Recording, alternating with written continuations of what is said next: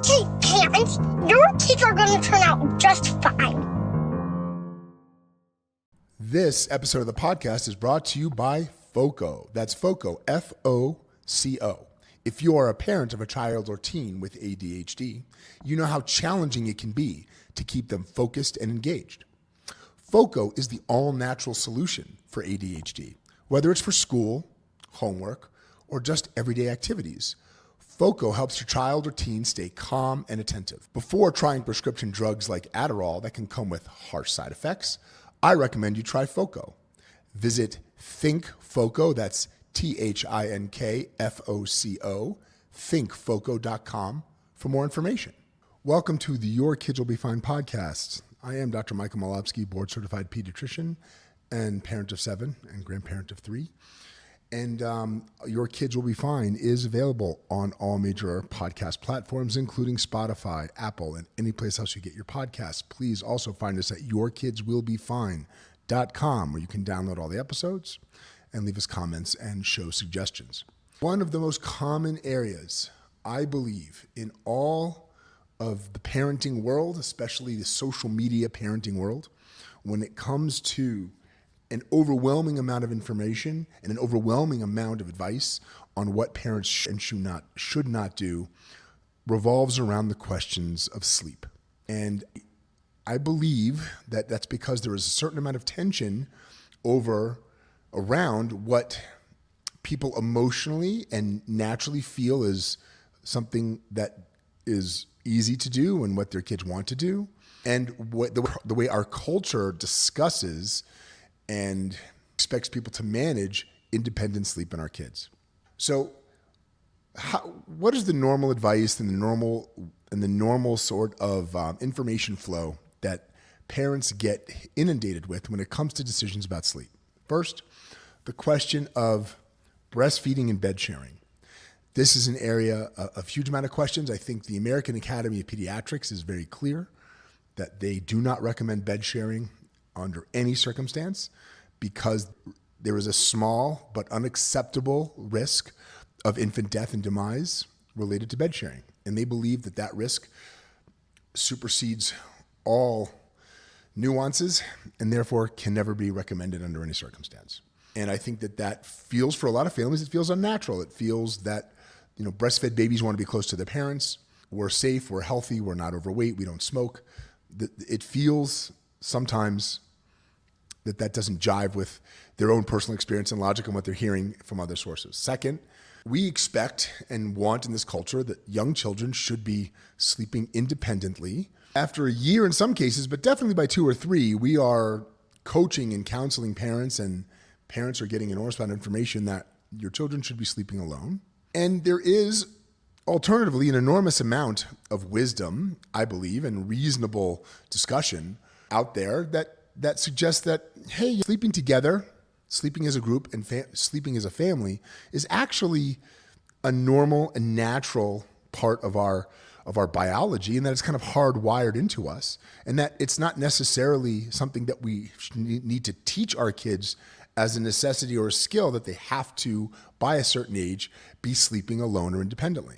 So, and understandably, this causes an enormous amount of angst, an enormous amount of hand-wringing, and I think stress when it comes, especially to new parents who haven't really established how their family runs things and what works for them, when it comes to making decisions around sleep. I'm going to there are 2 resources outside of this podcast that I want to direct families to when it comes to talking about this, I think, in a nuanced and rational way. If anyone has never been exposed to the work of Emily Oster, O-S-T-E-R, she has written several books. The one that I share with my families is Bed Sheets. And she also has a podcast. She also has social media channels, Instagram and TikTok. Emily is a professor of data science and statistics. She is not a medical professional. She's also a mom.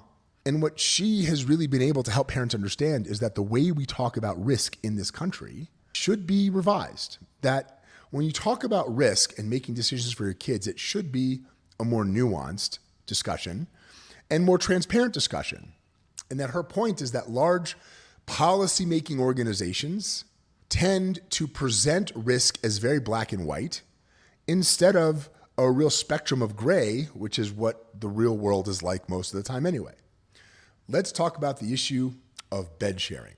In the mind of most policymaking organizations, there has to be a very black and white way of presenting this risk.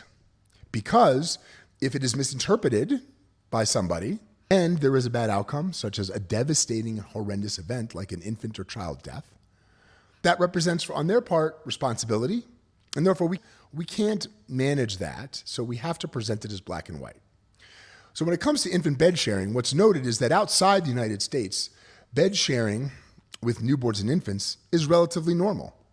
It's generally a practical way of going about living when you have a newborn or an infant at home, so everybody gets more sleep. The way that's been altered in this country is that, or the way it's presented is that bed sharing in this country does not look the way it does outside the United States, physically. We have far higher rates of these other factors that make bed sharing more dangerous, and those are not breastfeeding your baby, so formula feeding your baby, smoking, exposure of the baby to secondhand smoke, and being overweight or obese. Those are the three main factors that really make infant bed sharing more dangerous statistically and more higher risk for bad outcomes. Now, there's no such thing as zero risk. No one can tell you that even if under situations, if you choose to bed share with your baby, that there's a zero risk, and there have been case reports, albeit rare, of bad outcomes even under those situations. But people can understand how to balance those and make decisions that are best for them. And that's what Emily Oster talks about, is that there is more space in these decisions for people to make decisions based on what's best for them, and that the discussion of risk should be more nuanced. That almost all the bad outcomes associated with bed sharing are heavily skewed towards situations where one or the other parent is obese or overweight, there is exposure to secondhand smoke, and the babies are not breastfed. And that the risk looks very different when those things apply. So that makes it harder for parents to know, well, what does work best for me, and how can I make a rational decision based on what risk I'm willing to accept or not accept. So next, let's talk about co-sleeping or family beds, or the idea of that is there some sort of necessary push that your child has to learn how to sleep? Is it sleeping alone is an independent skill that has to be taught or trained into your kids?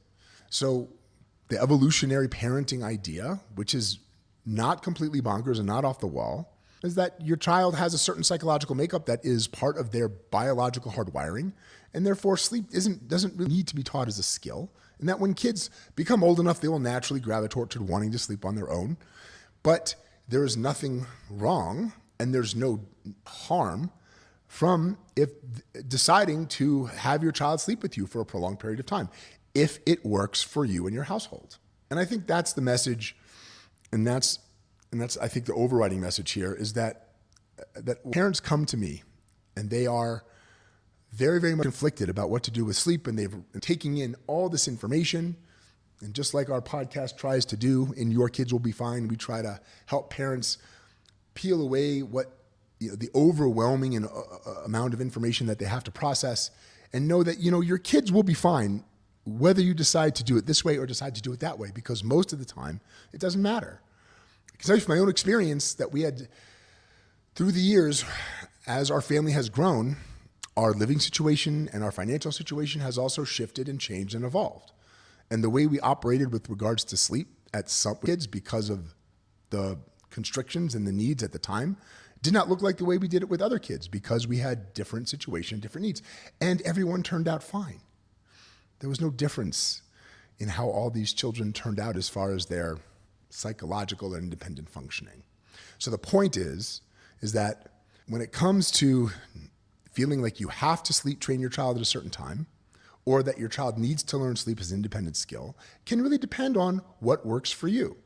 I can certainly say, I believe with zero concern, that there is no damage or psychological damage that comes from sleep training your child. I think all of the internet evidence that suggested that your child suffered from some psychological trauma, and a child that's been loved and nurtured with present and loving parents and loving households since birth somehow is psychologically damaged from sleep training, is nonsense. I believe your child will be fine.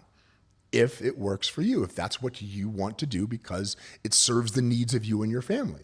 It certainly doesn't matter, and it doesn't matter when or how you choose to do it.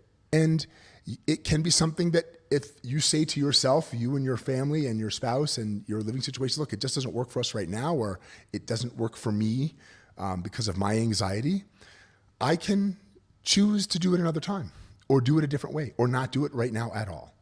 I think that's the point. When it comes to things like discussing about the nuance of risk, especially when it comes to newborn and infants, I think people should be trusted more to be given the information about how risk looks under different conditions and situations, what those real numbers actually are in terms of actual numbers, and how to apply that to themselves under the situation and circumstances that they're working with. And be trusted that they can make those decisions and that it isn't a black and white or one size fits all issue under any condition. So I do have some other sleep related content coming up. We're going to be talking to Josh Goulding from Australia, who is an aware parenting expert and who specializes in the topic of sleep. And she's going to have some ideas that perhaps you haven't heard before when it comes to how to manage sleep in your house and your kids. So once again, look for us on all podcast platforms. Look for us at yourkidswillbefine.com. Look for us at the YouTube channel for Your Kids Will Be Fine podcast. We look forward to hearing from you and hearing for more show suggestions.